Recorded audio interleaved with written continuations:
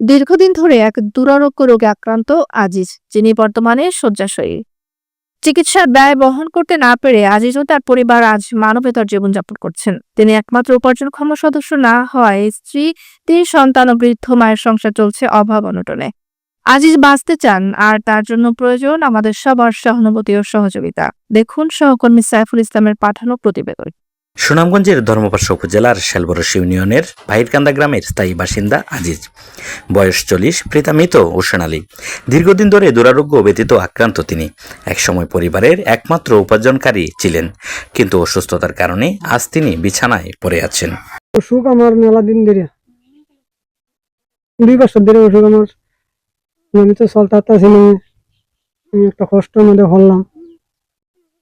2-3 বছর চিকিৎসা করতে তাই না, আমি টিয়া লাগিয়া টিয়া পয়সা নাকি আমার আপনারা যদি একটু সহজ করেন, দিদি আরেন দিদি আমার চিকিৎসা করবার লাগে, একটু আপনারা একটু সাহায্য করুন আমারে। আজিজের ছোট ছোট 3 সন্তান, বৃদ্ধ মা এবং স্ত্রী, এই 5 সদস্যের পরিবার আজ দিন কাটাচ্ছে চরম দরিদ্রের মধ্যে। কোথাও থেকে পাচ্ছে না কোনো সাহায্য। গ্রামের মানুষ শুরুতেও তাদের পাশে দাঁড়ালেও এখন সেই সহযোগিতাও বন্ধ হয়ে গেছে। আমাদের গ্রামে একজন অসুস্থ লোক দীর্ঘদিন ধরে কষ্ট করতেছে, তার কোনো সহায় সম্পদ না গিয়া। আমরা তো গ্রামের মানুষ, আগে তো সহায় সাহায্য করছি, মানে তো আমরা অত সহায় সাহায্য করে ভাবতে পারছি না। ছেলে হচ্ছে চলতে 5 জন মানুষ খাওয়া চলতে হারি না, কিতা হরেন আপনারা যদি দয়া করেন দেশে। অভাব অনটনের কারণে আজিজের চিকিৎসা করানো সম্ভব হচ্ছে না। তবে সবচেয়ে উদ্বেগজনক বিষয় হলো, ডাক্তারি চিকিৎসার পরিবর্তে গ্রামের কিছু মানুষের পরামর্শ তাকে নেওয়া হচ্ছে জারফুকের কবিরাজি চিকিৎসা। মাথায় জট বাঁধা, জারফুক আর অজা কবিরাজি বিশ্বাস, এমন ভ্রান্ত ধারণার বলি হচ্ছে আজিজের মতো অসহায় রোগীরা। চিকিৎসা করাতে না পারলে যে আজিজ বাঁচবে না তা জানেন তার স্ত্রীও। তবুও স্বামীর মুখের দিকে তাকিয়ে কিছুই করতে পারছেন না তার অসহায় স্ত্রী।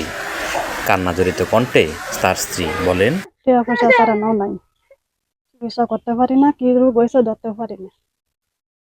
চলছে 2-2.5 বছর হয়েছে। এখন আমরা খুব কষ্টের মধ্যে হচ্ছি, কোনো পথ পাই না কোনো কিছু করবার। এখন আপনারা যদি সাহায্য করেন, আপনারা সবাই করবেন। এর মধ্যে হয়ে গেছে কিছু আসেন 3 জন বাচ্চা লইয়া, আমি আমার শ্বশুরি আর বাচ্চার বাপ, 8 জন লোক লইয়া চলছি। খুব কষ্টতে চলছি। এখন তো আর আমি কিছু পথ পাই না, কি করবাম। এখন আপনারা সাহায্য করবেন।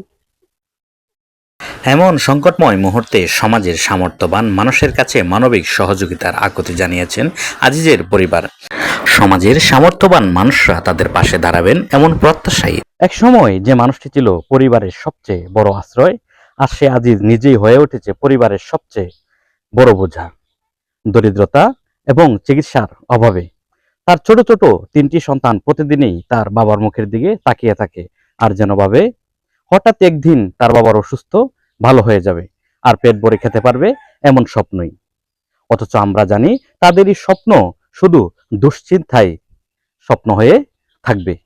আজিজের এই দুর্দশা আমাদের সমাজে মানুষের চোখে আঙ্গুল দিয়ে দেখিয়ে দেয় এখনো সমাজে কতটা অবহেলিত এক শ্রেণী চিকিৎসার অভাবে মৃত্যুর প্রহর গুনছেন। অথচ আমরা অনেক বিত্তবান মানুষ আছি, ইচ্ছা করলেই আমরা এমন অসহায় মানুষের পাশে দাঁড়াতে পারি। বেশি কিছু নয়, আপনাদের একটু সহানুভূতি আর একটু সাহায্যই পারে আজিজের মতো অসহায় বাবার জীবন বাঁচাতে। সুনামগঞ্জের ধর্মপাশা থেকে সাইফুল ইসলাম, মুভি বাংলা টেলিভিশন।